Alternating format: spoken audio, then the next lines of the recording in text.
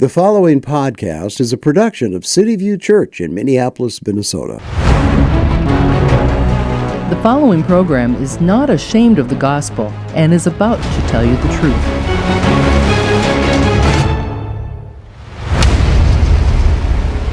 Today, more than half of all people in the world live in an urban area. By mid-century, this will increase to 70%. But as recently as 100 years ago, only 2 out of 10 people lived in a city. And before that, it was even less. How have we reached such a high degree of urbanization? And what does it mean for our future? Modern cities as we know them didn't really get their start until the Industrial Revolution, when new technology deployed on a mass scale allowed cities to expand and integrate further, establishing police, fire, and sanitation departments, as well as road networks and later electricity distribution. So what is the future of cities? Global population is currently more than 7 billion and is predicted to top out around 10 billion. Most of this growth will occur in the urban areas of the world's poorest countries. So how will cities need to change to accommodate this growth? First, the world will need to seek ways to provide adequate food, sanitation, and education for all people. Second, growth will need to happen in a way that does not damage the land that provides us with the goods and services that support the human population. Food production might move to vertical farms and skyscrapers, rooftop gardens, or vacant lots in city centers, while power will increasingly come from multiple sources of renewable energy. Instead of single-family homes, more residences will be built vertically. We may see buildings that contain everything that people need for their daily life, as well as smaller, self-sufficient cities focused on local and sustainable production. The future of cities is diverse, malleable, and creative, no longer built around a single industry, but reflecting an increasingly connected and global world. This podcast is generated by those who believe there is another alternative to what our culture teaches and thinks. We believe the truth that people want to hear is found in the gospel of Jesus Christ. Thanks for joining us today. Well, Pastor Walt, we're back behind the microphones talking about your thinking out loud. And you've been thinking out loud for a long time. And our current series, Where You Are Thinking Out Loud, is the urban community and urban ministry. And as I've been reading, trying to figure out, some of the places where you're going to go with your thoughts, I've come across some interesting stats, and that is major urban areas will continue to grow, and baby boomers will retire, and younger generations will dominate the workforce. So that's really the first area of big changes in the city, that there's a changing of the guard of the next generation. When you watch the next generation, they're so proficient in ordering Ubers and ordering food and getting reservations all on their phones. And we do a little of that, but not like them. How do you think the cities are going to change under their leadership? Oh, that's a good question. One of the things I just heard is this is the smallest generation in American history. So we've had to build up. Every generation has grown larger, but this generation is the first to shrink. So we have fewer. So one of the things I was thinking about just the other day when I heard that is, how will immigration affect that? If you think about the number of immigrants who are coming in. So obviously we know that the country is getting less white, is getting more colorful. Those who come in are primarily Christian. They have a different set of values. So I'm not completely sure that our country is going to swing so far to the left as it's been going for the last. So that's just a political observation. And then in terms of the workforce, I'm watching my son and his friends. They're really good at negotiating as far as their salary because there's such a shortage of workers.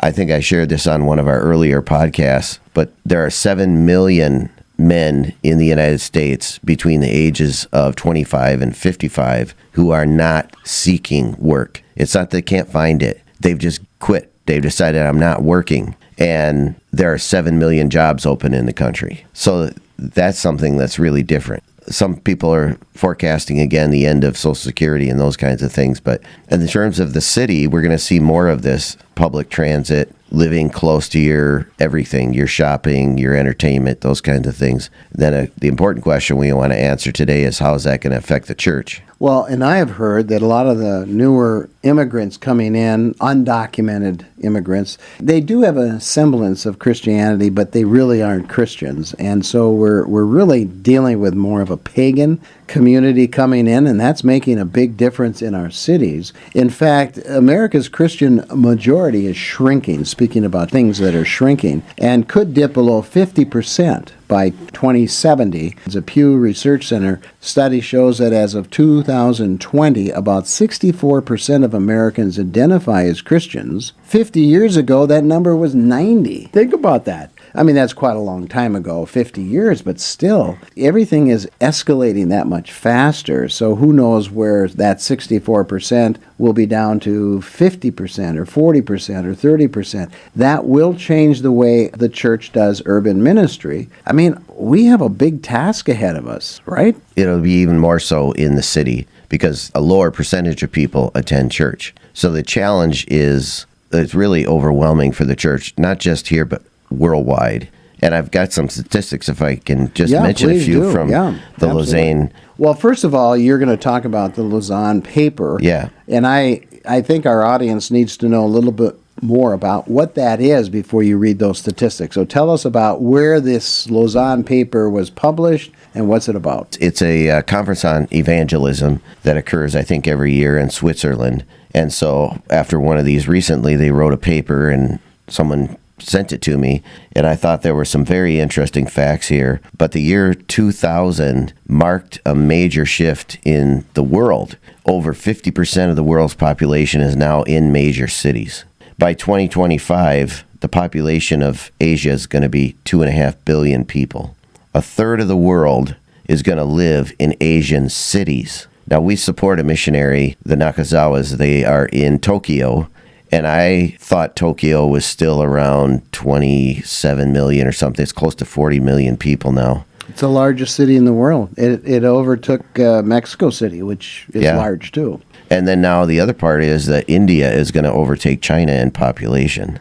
And you think about how many people are unreached in these regions. Now, Christianity is growing at a very rapid pace in certain parts of China and India, but still there's a tremendous job to do. But biblically, where does the city stand?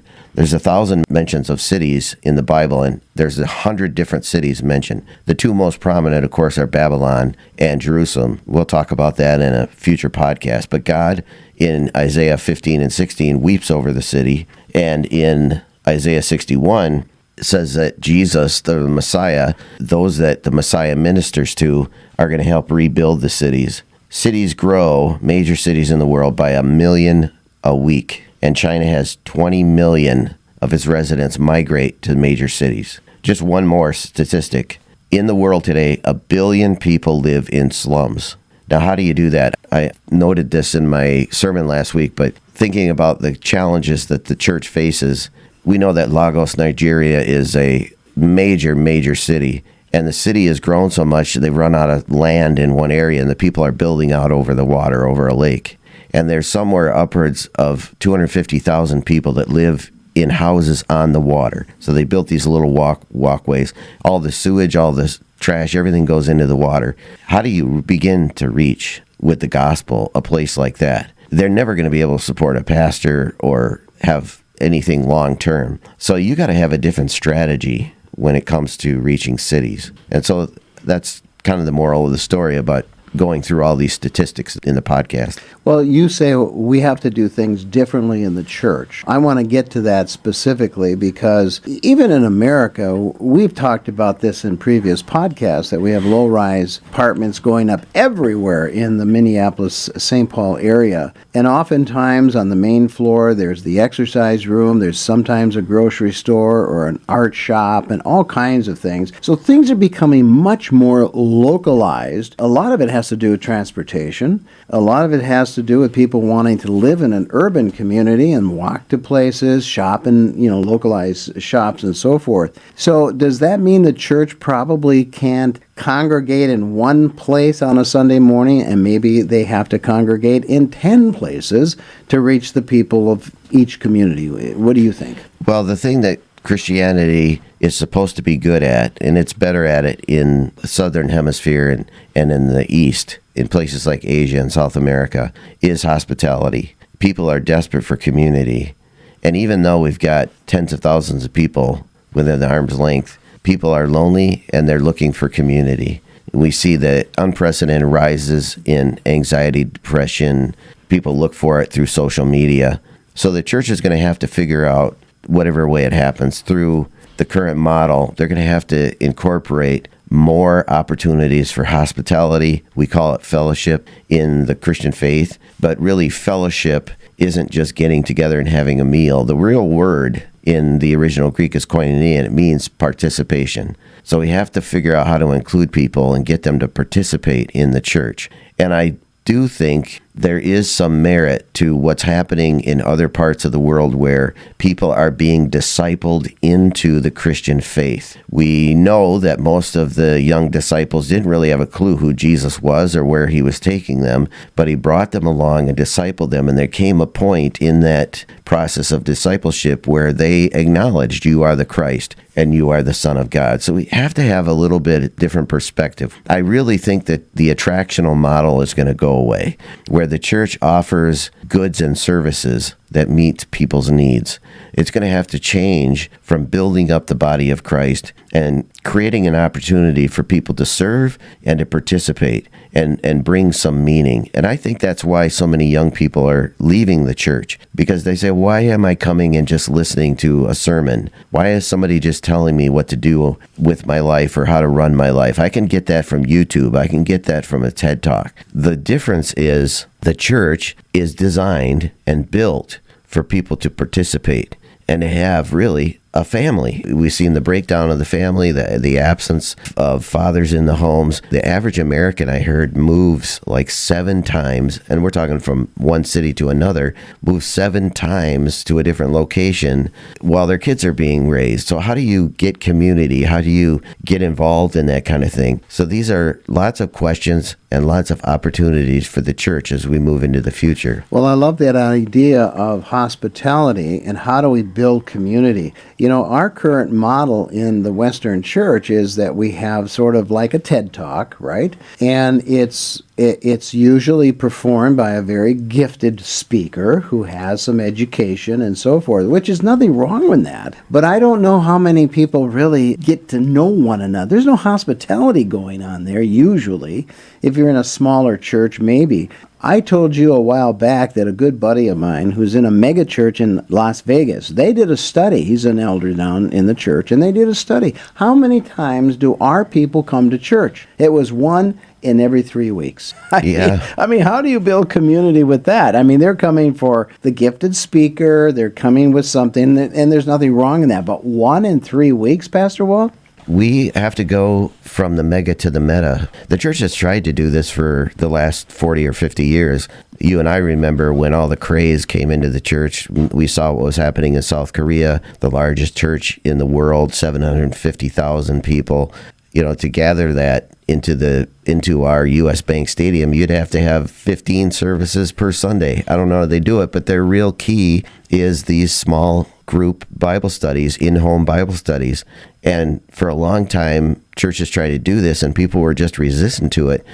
But I'm seeing something different. We talked about this new generation in the beginning. I'm seeing something different about this generation. They see that there's something lacking in their life. There's not an older adult to speak to them about raising children and marriage and owning a home and all of the responsibilities of life. And so it's worked well for us to have these small group Bible studies. And we also see, back to the immigrant issue, is that immigrants don't respond to the gospel the same way Americans do. They are looking for this hospitality. They are looking for this community.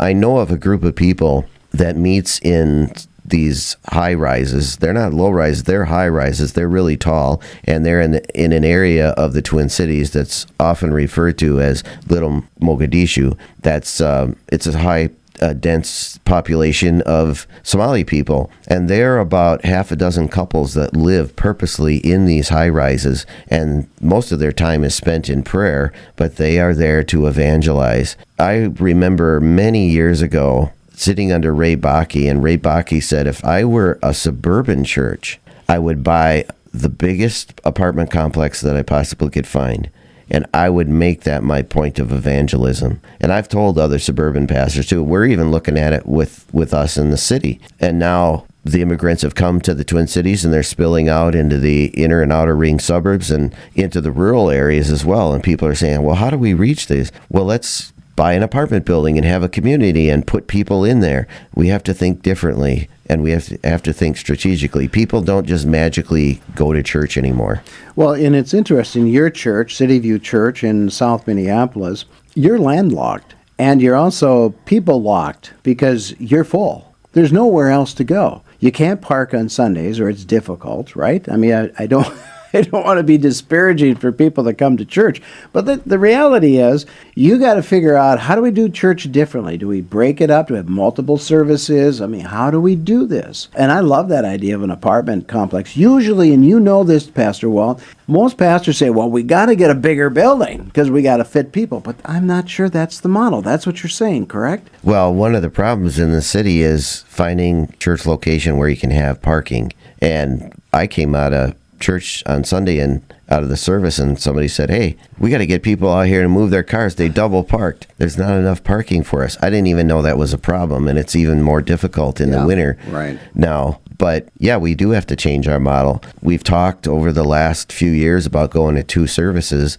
and each year we've been just kind of right there. And I think we're limping through this winter, but Cityview might have to go to 2 services, so we'll have a smaller service, and we won't fill up as much, and it might kind of feel like, oh, this church is shrinking, when it's actually growing. Mm-hmm. I think we're going to have to implement into that some ways of taking advantage of the opportunity for hospitality and conversation and discussion with one another. Pastor Walt, you and I both know nonprofits, Christian nonprofits, that have started out with the Gospels being the center of their program. But somehow through the process of fundraising and success, they sort of focus in on their goods and services, whether it's athletics or after-school training and all the good things. But somehow the gospel is not front and center anymore. So as a pastor, on Sunday morning when you're preaching, you're giving the gospel front and center. But now the church is not going to be able to come together as much as it used to because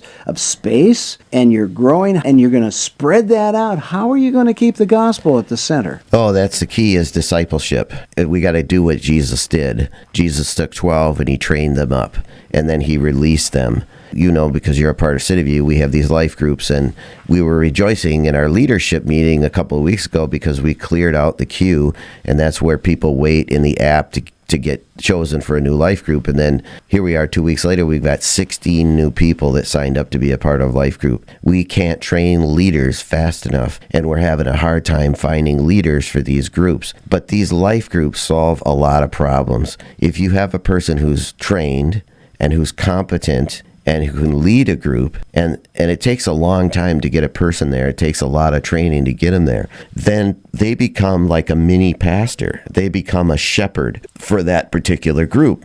And in that group, they can handle a lot of problems, but the fellowship takes place, communication, the prayer, all of those kinds of things. We've just been telling people what to do and assuming that they're leaving the church and they're doing it, and they're not. And we can see that in statistics. Barna has been telling us in all of his surveys for the last 50 years that Christians don't have a biblical worldview. And what our challenge is, not just at Cityview and all other churches, and I hear this from other pastors, is we can't just sit here and tell people to pray anymore. We got to pray with them, and we got to teach them how to pray. I don't know how we've missed that for so long in the church.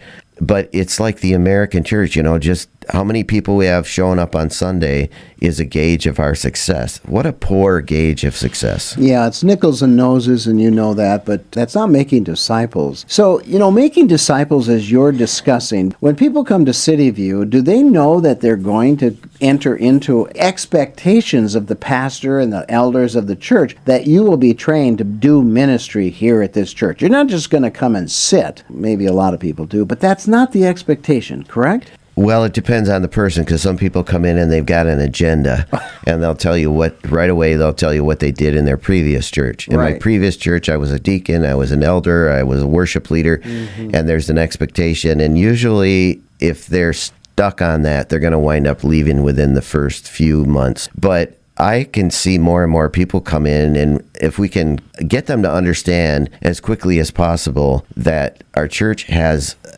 what we call a clear path for discipleship, and here's where you enter. Don't just come in here and become a member and expect that you're going to serve right away, but you got to get on board with the vision. And most important, and I credit our assistant pastor Brandon for this, is he tells people when they come in, because he usually makes some contact with new people, the first thing that we want you to do is build relationships before you start to serve in any way in the church. And people will most likely respond to that. They understand if it's explained properly. So they come into the church, and right away they've got some kind of relationship with somebody, and then we want them to get into a life group, and we want all that to take place before they start to serve in the church. And now we're to the point here, a few years down the road, of developing these life groups where we realize that we have to start ramping up our training. And that just simply means that we have to train people to become disciplers. Jesus discipled people who were able to disciple others. And all of us, in the bigger context of how do we reach the city, we have to start reaching the city one person at a time. That sounds like a cheesy catchphrase, but that's how Jesus did it. Gather this guy, see something.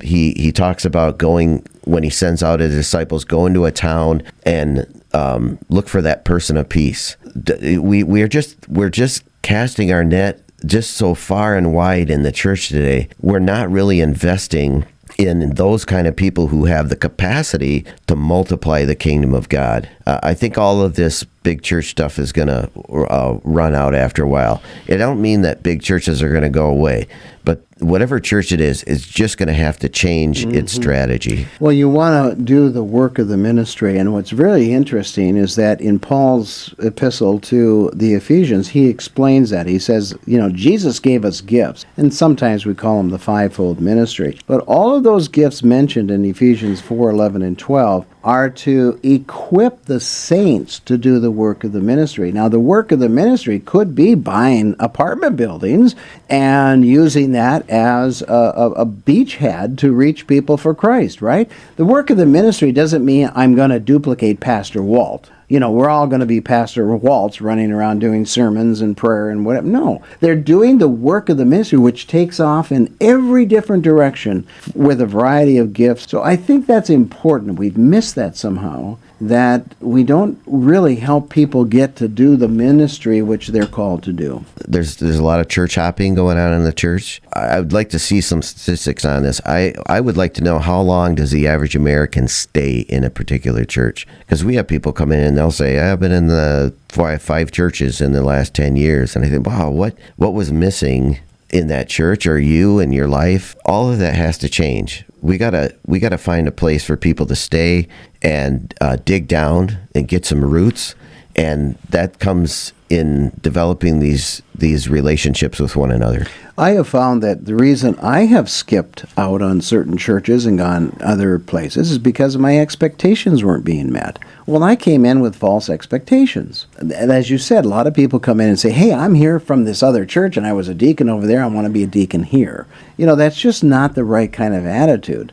But I think if we come into the church realizing God has led me here, I'm going to learn the environment of how this church works, and I'm going to be a part of it to minister to people in our community. Now, one last thought, and you're big on sort of the Catholic idea, I mean, this is a Catholic parish idea, of ministering to a certain location. Is that part of what you're doing? You're trying to get the community, I don't know how many blocks around Cityview, but you want to reach that community and pastor or shepherd them, as you call it, right?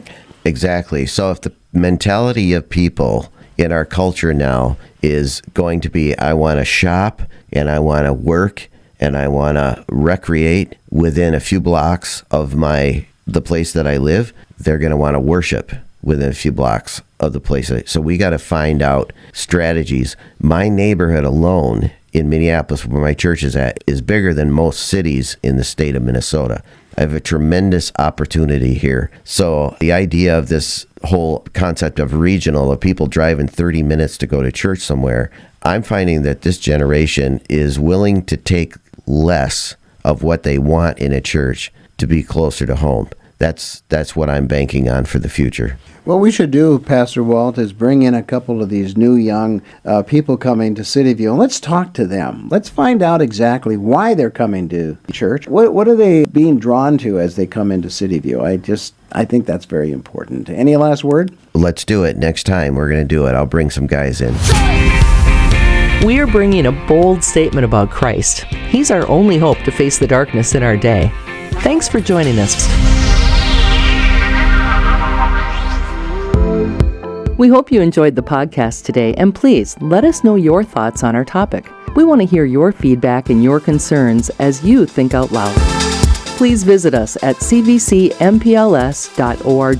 That's cvcmpls.org.